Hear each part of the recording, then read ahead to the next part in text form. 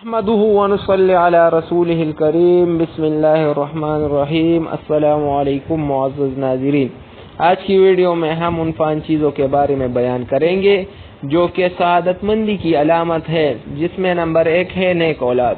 نیک اولاد اگر دنیا میں ہو اور دین سے واقف ہو تو والدین کی خدمت بھی کرتا ہے، اور دنیاوی بھی جو نیک اولاد نیک اعمال کرتے ہیں تو ان میں والدین کا پورا حصہ ہوتا ہے، اور مرنے کے بعد بھی والدین کا حصہ اپنے نیک اولاد کے اعمال میں ہوتا ہے۔ نمبر 2 جو ہے سعادت مندی کی علامت سمجھی جاتی ہے تو ہے متقی و پرہیزگار بیوی۔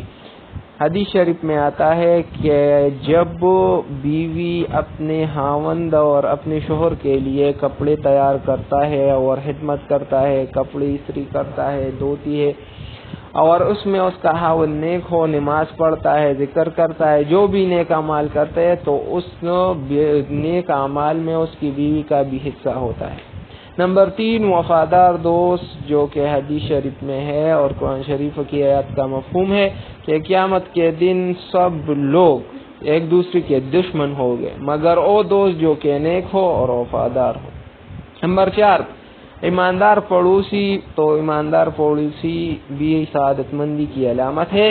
اور نمبر 5 دین کی سمجھ رکھنے والا عالم، جو کہ دین کی سمجھ رکھتا ہو اور ہر مسئلے سے واقف ہو تو یہ بھی سعادت مندی کی ایک علامت ہے۔